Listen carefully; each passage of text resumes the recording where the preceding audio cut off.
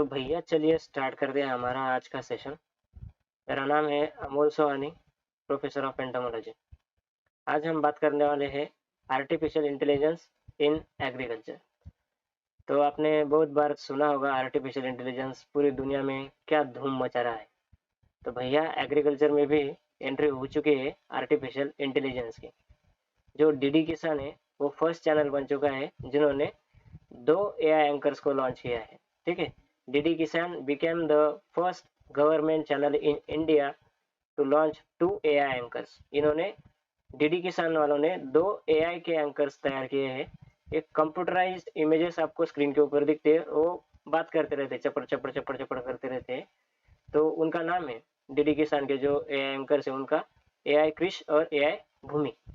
ठीक है, तो ये सर्विस स्टार्ट की गई है मई 26 2024 से। ठीक है, जैसे आपको पता होगा डीडी किसान की जो शुरुआत है वो मई 26 2015 को हुई थी। तो उनके जन्मदिन के 9 साल बाद मतलब 9th एनिवर्सरी को उन्होंने ये सर्विस स्टार्ट करी है। This AI anchors can speak 24/7। मतलब आप एक बार कैसेट चला दो, 24 घंटे 7 दिन वो चलती रहेगी। 24 घंटे 7 दिन ये बात करते रहते हैं और 50 लैंग्वेजेस में बात करते हैं सर। एक लैंग्वेज में नहीं बात करते, 50 लैंग्वेज में बात करते हैं। आपको अगर एक लैंग्वेज सीखनी होगी तो आपको 2 साल लग जाएंगे। यहाँ पे आप सिर्फ लैंग्वेज बोलो, 50 लैंग्वेज में वो बात कर सकते हैं। तो इस वजह से भैया आपकी जॉब जो है वो खतरनाक खतरे में है। ये बात आपको थोड़ी सी ध्यान में रखनी चाहिए। आईटी वगैरह में तो ठीक था, लेकिन अभी एग्रीकल्चर में भी बहुत सारे जो काम है वो आर्टिफिशियल इंटेलिजेंस ही कर रहा है। ठीक है, तो देखते हैं। This anchors will provide all the information regarding the agriculture. ये ए एंकर्स क्यों बनाए गए हैं? तो ये एग्रीकल्चर के संबंधित जो भी इंफॉर्मेशन होगी वो किसानों को या जो बीएससी एग्री के स्टूडेंट है जो खेती की पढ़ाई करते हैं उनको ये ऑल द इंफॉर्मेशन दे सके। ठीक है, जैसे एग्रीकल्चर के अपडेट्स होंगे, कुछ करंट अफेयर्स होंगे, वेदर्स की कुछ जानकारी होगी कि बारिश गिरने वाली है नहीं नहीं गिरने वाली है, गवर्नमेंट की कौन से स्कीम है उनका कैसे बेनिफिट आप ले सकते हैं। ये सभी प्रकार की जो जानकारी है ये एआई एंकर्स आपको देंगे। ठीक है, तो अभी सब जगह एआई एंकर्स की शुरुआत हो चुकी है, तो आपको भी थोड़ा सा कॉशियस हो जाना चाहिए। देखिए, एआई इन एग्रीकल्चर। अब एआई क्या क्या काम कर सकता है ये देखो। एआई जो है वो प्लांटिंग टाइम आपको बता सकता है कि कौन सा क्रॉप हमें किस जमीन में और किस टाइम पे लगाना चाहिए, ये एआई आपको बताएगा accurately. Then soil health management. बहुत सारे फार्मर्स क्या करते हैं कि एक क्रॉप है मरा हुआ दिख रहा है, इसको 2 गुनी खाद डाल दो। ठीक है, 2 गुनी फर्टिलाइजर इनको चिप दो, तो ऐसा करते हैं। तो ऐसा नहीं करना चाहिए, तो सॉइल हेल्थ जो है वो डैमेज हो जाती है ना। तो सॉइल हेल्थ को डैमेज करने से हमें अगर बचाना है तो आर्टिफिशियल इंटेलिजेंस का उपयोग हमें करना चाहिए, क्योंकि इसमें वो प्रेसिजन एग्रीकल्चर का यूज करते हैं। अब प्रेसिजन एग्रीकल्चर का मीनिंग होता है कि एक क्रॉप को अगर 2 ग्राम जिंक की जरूरत है, 2 ग्राम नाइट्रोजन की जरूरत है, तो उसको उतना ही देना चाहिए, ना उससे ज्यादा ना 1 कण भी उससे कम। ठीक है, तो इसको हम प्रिसीजन एग्रीकल्चर कहते हैं। इससे सॉइल की जो हेल्थ है वो मैनेज होती है। जैसे हम अगर फर्टिलाइजर ज्यादा डाल देंगे, केमिकल ज्यादा डाल देंगे, पेस्टिसाइड स्प्रे कर देंगे, तो वो पानी है उसमें बह के जाएंगे, हवा जो हवा है उससे बह के जाएंगे, और जो एनवायरमेंट है उसको नुकसान पहुंचाएंगे।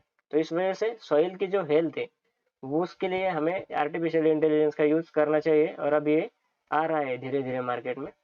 Efficient water storage. बहुत बार क्या होता है, फार्मर खेत में जाता है, बटन चालू कर देता है, सो जाता है। इस वजह से क्या होता है, बहुत सारा जो पानी है वो वेस्ट चला जाता है। तो जो इफिशियंट वाटर है इसको भी, जो पानी है उसका एकदम एक्यूरेट यूज करने के लिए भी आर्टिफिशियल इंटेलिजेंस की जरूरत हमें है। देन पेस्ट कंट्रोल स्ट्रेटेजीज देख लेते हैं। अब पेस्ट कंट्रोल में कैसे ये मदद करेगा हमको, वो सैटेलाइट से इमेज कैप्चर करेगा। जो फील्ड है अपनी, उस फील्ड की वो सैटेलाइट से इमेज कैप्चर करेगा। सैटेलाइट से इमेज कैप्चर करने के बाद उसका जो डाटा है वो देखेगा, और उस डाटा के आधार पर नए नए इमेजेस हर दिन लेगा, और क्या चेंजेस हमारे फील्ड में हो रहे हैं, कौन सा क्रॉप में कौन से पेस्ट का इन्फेस्टेशन हो रहा है या होने की संभावना है, ये पूरा डाटा आपके सामने रखेगा। और कौन सा पेस्टिसाइड उस पेस्ट को कंट्रोल करने के लिए आपको स्प्रे करना है, वो कितने डोज में आपने स्प्रे करना है, कब स्प्रे करना है और कितना स्प्रे करना है, ये सभी जानकारी जो है वो आर्टिफिशियल इंटेलिजेंस आपको अब देगा। तो इस वजह से जो एग्रीकल्चर के जॉब है वो खतरे में है भैया। तो आप अपने स्किल्स के ऊपर, अपने नॉलेज के ऊपर ध्यान देंगे तभी आपका कुछ हो पाएगा। ठीक है। तो by leveraging data driven AI tools this farmers can optimise their yields. मतलब इससे क्या उत्पादन जो है आर्टिफिशियल इंटेलिजेंस का यूज करके उत्पादन बढ़ेगा और रिसोर्स यूटिलाइजेशन ठीक से होगा। ठीक है। जो रिसोर्सेज जो भी हमारे पास अवेलेबल है, फर्टिलाइजर, केमिकल, पेस्टिसाइड्स, जो भी हमारे पास अवेलेबल है उसका एफिशिएंट यूज होगा, अच्छे तरीके से यूज होगा। ठीक है। तो ये ज्यादा जरूरी हो गया है और आर्टिफिशियल इंटेलिजेंस इसमें हमारी मदद करेगा अभी। तो थोड़ा सा करंट अफेयर्स देख लेते हैं। India first anchor Sana was launch by India today group. तो ये जो एआई भूमि और एआई कृष जो डीडी किसान द्वारा लॉन्च किए गए हैं वो पहले एआई एंकर नहीं है इंडिया के। इंडिया के पहले एंकर है सना, और सना को स्टार्ट किया गया था इंडिया टुडे ग्रुप के द्वारा ऑन आज तक चैनल। ठीक है। आज तक चैनल में ये स्टार्ट किया था 2023 में। तो इंडिया का पहला जो एआई एंकर है उसका नाम है सना, और आज तक चैनल ने उसको स्टार्ट किया था। और वर्ल्ड का फर्स्ट एआई एंकर है क्यू हाउ। ठीक है। क्यू हाउ जो है वो वर्ल्ड का फर्स्ट एंकर है। इसको स्टार्ट किया गया था बाय चाइना। ठीक है। चाइना की एक न्यूज एजेंसी है, जिन्हुआ न्यूज एजेंसी। ठीक है। ये जिन्हुआ न्यूज एजेंसी ने इसको स्टार्ट किया था, उसका नाम है क्यू हाउ। ठीक है।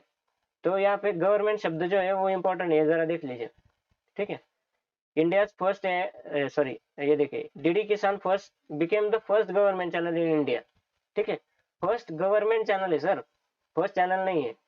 इंडिया का फर्स्ट गवर्नमेंट चैनल है, ये याद रखना है। इंडिया का फर्स्ट एंकर जो है एआई एंकर वो है सना, इंडिया टुडे ग्रुप का, और ये जो है फर्स्ट गवर्नमेंट चैनल है।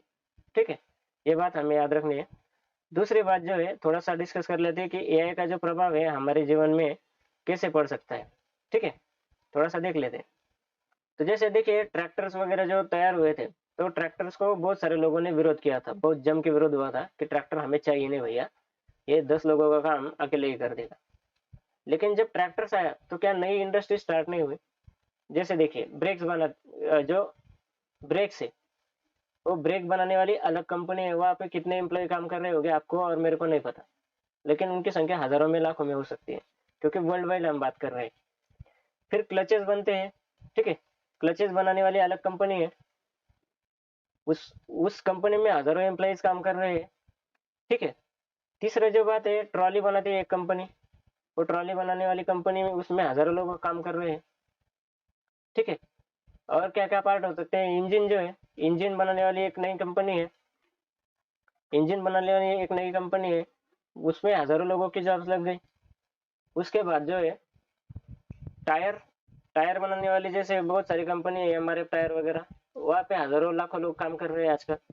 और ये सभी जो पार्ट है इनको असेंबल करने वाली एक कंपनी है। ठीक है। वहां पे भी लोग काम कर रहे हैं। अब ट्रैक्टर चलाने के लिए चाहिए डीजल, क्या चाहिए, डीजल। तो ये डीजल जहाँ से आ रहा है तो वहाँ पे वो प्योर फॉर्म में अवेलेबल तो है नहीं, वहाँ पे उसको फर्निश किया जाता है, जो रॉ फॉर्म होता है कच्चा, उससे उसको फर्निश प्रोडक्ट में तब्दील किया जाता है। वहाँ पे पेट्रोलियम इंडस्ट्री काम करती है, क्या वहाँ पे जॉब्स तैयार नहीं हुए। ये जो डीजल है इसको देने के लिए पेट्रोल पंप नहीं खुले क्या, पेट्रोल पंप पे पेट्रोल डालने वाले दो दो तीन तीन लोग की जॉब लग गई, हजारों पेट्रोल पंप खुल गए। उसके बाद कितना पेट्रोल डीजल आज डिस्ट्रीब्यूट हुआ है, उसका जो फाइनेंस है उसको मैनेज करने के लिए एक अकाउंटेंट की जरूरत है। हर पेट्रोल पंप पे एक अकाउंटेंट होता है, क्या वहाँ पे जॉब नहीं लगी। तो कोई भी नवीन न्यू टेक्नोलॉजी जब भी आती है तो वहाँ पे थोड़ा सा फियर लोगों को होता है कि क्या हमारी जॉब चली जाएगी। तो अपडेट हमें करना जरूरी होता है, निश्चित तौर पर हमारा नॉलेज और हमारी जो स्किल्स है उसको हमें अपडेट करना होता है। अगर हम अपडेट नहीं कर रहे तो बहुत सारे नुकसान हमें झेलने पड़ सकते हैं। जैसे नोकिया देखे, नोकिया ने अपने सिस्टम में कोई बदलाव नहीं किया, ना अपने नॉलेज में कुछ बदलाव किया, ना अपने एक्सपीरियंस में कुछ बदलाव किया। वो वही पुरानी घिसी पिटी टेक्नोलॉजी के ऊपर चलते हुए कि हम डब्बा फोन बनाएंगे और बटन वाला ही होगा। एंड्रॉइड वाले पहले इनको नोकिया वाले के पास पहुंच गए थे कि भाई ये हमारी जो टेक्नोलॉजी है एंड्रॉइड, ये आप अपने मोबाइल में डाल दो, हम दोनों मिलकर कमाएंगे। नोकिया वाले भाई बोले भैया हमको जरूरत नहीं है इसकी, आप जाओ घर। अब नोकिया घर पे और एंड्रॉइड आपके सबके मोबाइल पे। तो जो अपडेट करता है सर, वो हमेशा जीता है। एक लॉ है डार्विन का, ठीक है। वो लॉ क्या कहता है, it is not the strongest species that survive, nor the most intelligent one, but the most responsive to change. सबसे इंटेलिजेंट स्पीसीज भी यहाँ पे नहीं टिकती है इस पृथ्वी के ऊपर, ठीक है, ना सबसे स्ट्रॉन्गेस्ट स्पीसीज टिकती है। जैसे डायनासोर भी देखा होगा आपने, सबसे ताकतवर जानवर था वो उस टाइम का, लेकिन आज एक भी डायनासोर आपको नहीं दिखे। क्यों? क्योंकि खुद में बदलाव नहीं किया, ठीक है। तो बदलाव करना जरूरी है, नहीं बदलाव किया तो फिर नौके जैसी हालत हो जाती है, ठीक है। तो इस वजह से मैं कह रहा हूँ कि अगर अपनी स्किल्स के ऊपर अगर आप ध्यान दोगे तो जॉब्स आपके लिए रहेगी। आप अपने आप को अपडेट कीजिए। आप अभी तक हमारे साथ बने हुए हैं तो इस वीडियो को जरूर लाइक कीजिए और सब्सक्राइब करना जरूर मत भूलिए, ठीक है। Thank you so much.